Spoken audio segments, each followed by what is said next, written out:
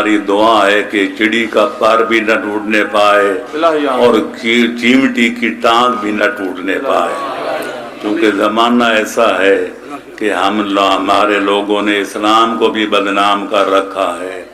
ورنہ اسلام سلامتی کا دین ہے، امن کا دین ہے، آشتی کا دین ہے، برداشت کا دین ہے، رواداری کا دین ہے، گالیاں کھا کر دعا دینے کا دین ہے۔ اور اگر مجھ سے کوئی پوچھے کہ پورے دین اسلام کہ اللہ کے قرآن کی آیات پڑھ کے، محمد و آل محمد کے مکمل روایات پڑھ کے، بزرگان دین کے کلمات پڑھ کے پورے دین اسلام کا خلاصہ ایک جملے میں بدا کرو تو میں بلا خوف تردید یہ کہہ سکتا ہوں کہ پورے کے پورے دین اسلام کا لب لباب نچوڑ اور خلاصہ ایک جملہ ہے، خود جیو اور دوسروں کو جینے کا حق دو۔ لیکن افسوس کے ساتھ کہنا پڑتا ہے کہ دہشت گردوں نے اسلام کا مقدس چہرہ جو ہے وہ مسخ کر رکھ دیا۔ اب دوسرے اقوام عالم یہ سمجھتے ہیں اسلام دہشت گردی کا دین ہے، یہ انتہا پسندی کا دین ہے، یہ برداشت نہ کرنے کا دین ہے، یہ مرو اور مارو کا دین ہے۔ لہذا ہم سب سے زیادہ افسوس اس بات کو ہوتا ہے کہ ہمارے دہشت گردوں نے اسلام کا مقدس چہرہ مسخ کر دیا۔ لہذا اس پر جتنا افسوس کیا جائے وہ تھوڑا ہے۔ تو بہرحال اسلام دین فطرت ہے، فطرت اللہ التی فطر الناس علیہا، اور پیغمبر اکرم کا فرمان ہے، سنی شیعہ کتابیں چھلک رہی ہیں، کل مولود یولد علی فطرت الاسلام ثم ابواہ یحودانہ او ینصرانہ او یمجسانہ، ہر بچہ پیدا ہونے والا اسلام کے دین پہ پیدا ہوتا ہے، پھر اس کے ماں باپ، اس کا ماحول، اس کا معاشرہ کبھی اس کو یہودی بنا دیتا ہے، کبھی اس کو نصرانی بنا دیتا ہے، کبھی مجوسی اور ہندو و سکھ بنا دیتا ہے۔ یہ معاشرہ کام کرتا ہے، ورنہ فطرت انسانی پہ انسان جب پیدا ہوتا ہے تو مسلمان پیدا ہوتا ہے۔ لہذا اسلام یہی کہتا ہے، انسان کی فطرت بھی یہی کہتی ہے کہ ہر بندہ عالم الکل نہیں ہوتا، کوئی بندہ اپنی ضروریات زندگی خود پوری نہیں کر سکتا۔ دردی بھی آپ ہو، کپڑا بننے والا بھی آپ ہو، کپڑا سینے والا بھی آپ ہو، پہننے والا بھی آپ ہو، بیچنے والا بھی آپ ہو، خریدنے والا بھی ایک آپ ہو، یہ ممکن نہیں۔ لہذا انسان ہے متنی الطبع، یعنی خالق اکبر نے انسان کو اس طرح پیدا کیا ہے کہ جب تک دوسرے بنی نوع انسان کا تعاون شامل نہ ہو کوئی بندہ زندگی گزار نہیں سکتا۔ لہذا اگر ہم بیمار ہو جائیں تو ڈاکٹروں کی طرف رجوع کرتے ہیں،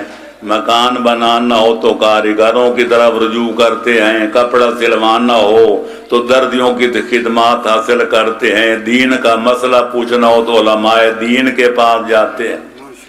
یہی ہے انسان کی فطرت۔ تو لہذا خالق کائنات انسانی فطرت کو جھنجھوڑ کر فرماتا ہے فَاسْأَلُوا أَهْلَ الذِّكْرِ إِن كُنتُمْ لَا تَعْلَمُونَ، جس چیز کا تمہیں علم نہیں ہے اہل علم سے پوچھو۔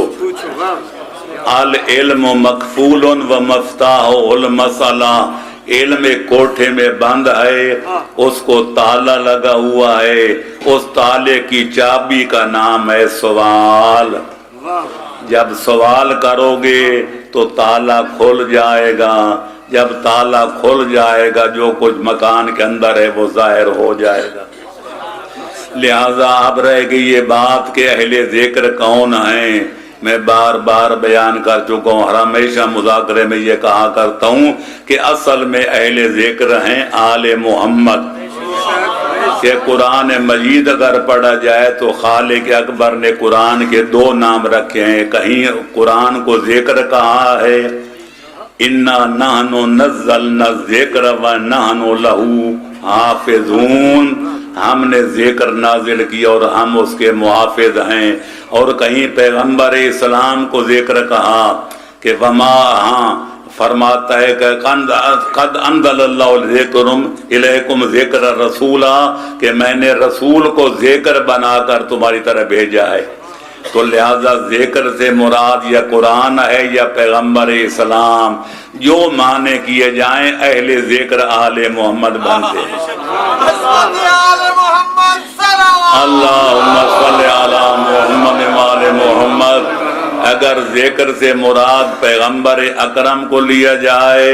تو اہل ذکر آل محمد ہیں، اور اگر قرآن ذکر سے مراد قرآن لیا جائے تو اہل قرآن جن کے سینوں میں قرآن کا سمندر ٹھاٹھے مار رہا ہے وہ آل محمد کے سوا کوئی اور نہیں۔